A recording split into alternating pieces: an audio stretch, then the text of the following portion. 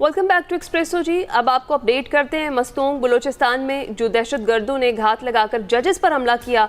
इस हमले में सेशन जज अब्दुल हकीम काकर गनमैन समेत शहीद हो गए और एडिशनल सेशन जज तारिक लाशारी समेत 2 अफराद शदीद जख्मी हुए। और वज़ीर आला बलूचिस्तान सरफराज बुगटी ने कहा है कि सेशन जज अब्दुल हकीम काकर पर हमला रियासत पर हमला है। कानून के मुहाफिजों का खून रायगा नहीं जाएगा, रियासत की रिट को चैलेंज करने वालों को कुचल दिया जाएगा। इस सारी सूरत हाल पर हमें बात करनी है। हमें ज्वाइन कर चुके हैं मीर ज़िया लांगो साहब, वज़ीर दाखिला बलूचिस्तान। अस्सलाम वालेकुम sir, thank you so much for joining us.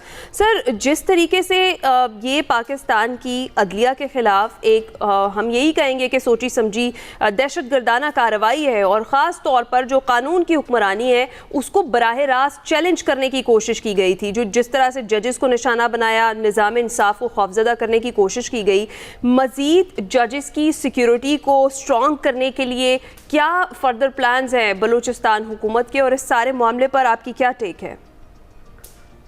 बिस्मिल्लाहिर्रहमानिर्रहीम।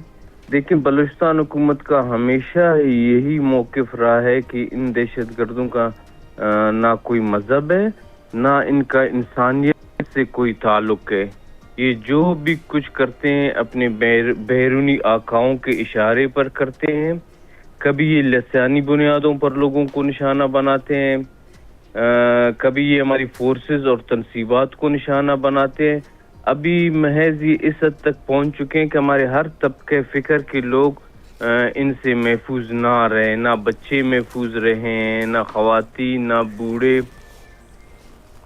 कल आपने जो देखा कि अदलिया जो हमारा एक अहम सुतून है, उनके जजेस को भी निशाना बनाया गया, जो हमारे माशरे का एक अहम सुतून है, जो लोगों को इंसाफ फराम करते हैं, जो काबिल अफसोस है।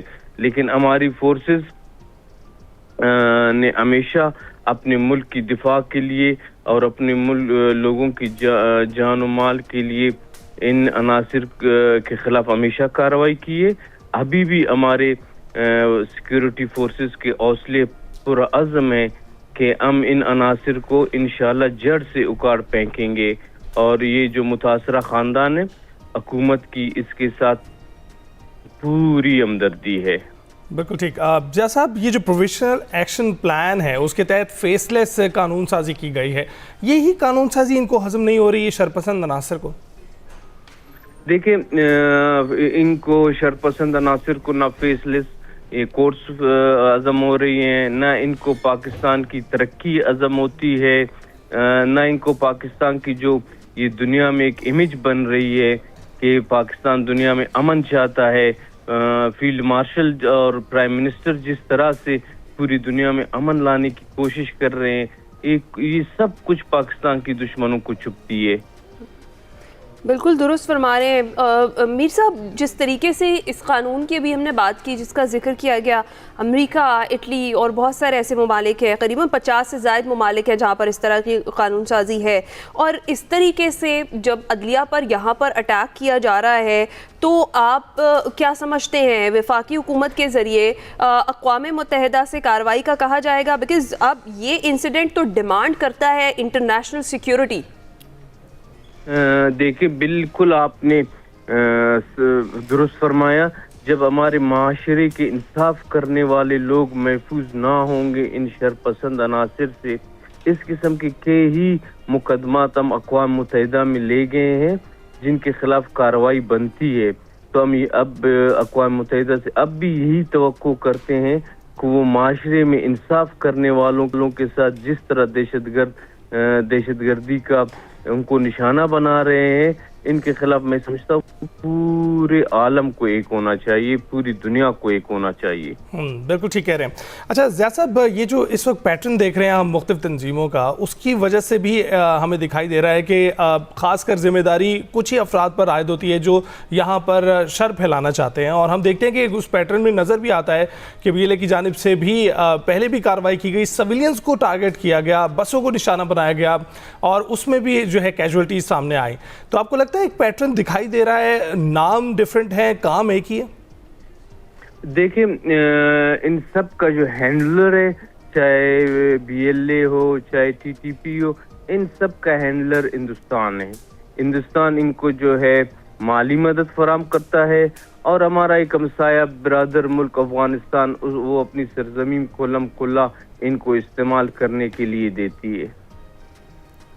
رائٹ اچھا میر صاحب، جس طرح سے بھی آپ نے ہندوستان کا بھی ذکر کیا تو ڈیفینیٹلی ان سے ہمارا سکون تو برداشت نہیں ہوتا، جس طرح سے پاکستان ڈپلومیٹک محاذ پر اپنا نام منوا رہا ہے، اور خاص طور پر مارکہ حق کے بعد سے تو ان کی حالت خراب ہے، جس وجہ سے وہ اپنی پراکسیز کو ایکٹیویٹ کرتے ہیں اور اس طرح کی دہشت گردانہ کارروائیاں کراتے ہیں۔ بطور وزیر داخلہ آپ کو کیا لگتا ہے کون سے مزید چیلنجز ہیں جو بھی گورنمنٹ یہاں پر فیس کر رہی ہے بلوچستان میں، اور ان دہشت گردوں کو جڑ سے اکھاڑنے کے لیے ضروری اقدامات ہیں؟ دیکھیں، یہ دہشت گرد 2010 کے بعد ان کی کمر ٹوٹ گئی تھی، حکومت نے جو ان کے خلاف سخت ایکشنز لیے تھے، اس کے بعد ابھی یہ ری آرگنائز ہو کر آئے ہیں، تو ان کا جو نیا ڈھانچہ بن کر آیا ہے اس کو سمجھنے کے لیے گورنمنٹ کو ضرور تھوڑا عرصہ لگتا ہے۔ ابھی ان کا سارا نیٹ ورک گورنمنٹ کے اس میں آ چکا ہے، انشاءاللہ بہت جلد ہم ان کا کھلا کھما کریں گے اور اپنے ملک کو اس دہشت گردی کی ناسور سے پاک کریں گے انشاءاللہ۔ تو ضیاء صاحب، حکومتی کوئی پلان ترتیب دیا گیا ہے اور کتنے عرصے میں یہ ان ایکشن دکھائی دے گا؟ دیکھیں، حکومت نے پلان تشکیل دی ہے، ہمارا نیشنل ایکشن پلان کے تحت ایپیکس کمیٹی کی بھی میٹنگ ہوئی ہے، اس میں ایسے اقدامات اٹھائے جاتے ہیں جن کو میڈیا میں ڈسکس نہیں کر سکتے، کیونکہ سیکیورٹی پوائنٹ آف ویو سے آپ کو بہت جلد انشاءاللہ نظر آنے لگے گا کہ ان دہشت گردوں کے خلاف حکومت بھرپور کارروائی کرنے جا رہی ہے۔ بالکل ٹھیک، بہت شکریہ۔ میر ضیاء لانگو صاحب ہمارے ساتھ موجود تھے، وزیر داخلہ بلوچستان، اور اس طرح کی جو کارروائیاں ہیں وہ کر کے دہشت گرد یہ ثابت کرنا چاہتے ہیں کہ وہ قانون کے محافظوں کو نقصان پہنچائیں گے اور اسٹیٹ اس پر خاموش رہے گی، تو ایسا نہیں ہوگا۔ جس طرح سے وزیر داخلہ صاحب کہہ رہے تھے کہ ان کی جو رٹ ہے، انہوں نے ریاست کی رٹ کو چیلنج کیا ہے، اب ان کا خاتمہ ہوگا، ان کو جڑ سے اکھاڑ کے پھینکا جائے گا۔ ہماری فورسز ایکٹیو ہیں، ہمارے جوان اپنی جانوں کا نذرانہ پیش کر رہے ہیں صرف اس لیے کہ وہ ان دہشت گردوں سے اس ملک کو، خاص طور پر اس صوبے کو، بلوچستان کو پاک کر سکیں۔ تو ہمیں امید ہے کہ انشاءاللہ اللہ تعالیٰ ان کی اس میں مدد بھی فرمائے گا، اور یہ جو ساری سچویشن ہے بڑی جلدی کلیئر ہوتی ہوئی بھی ہمیں دکھائی دے گی۔ ابھی ہم بریک پہ جائیں گے۔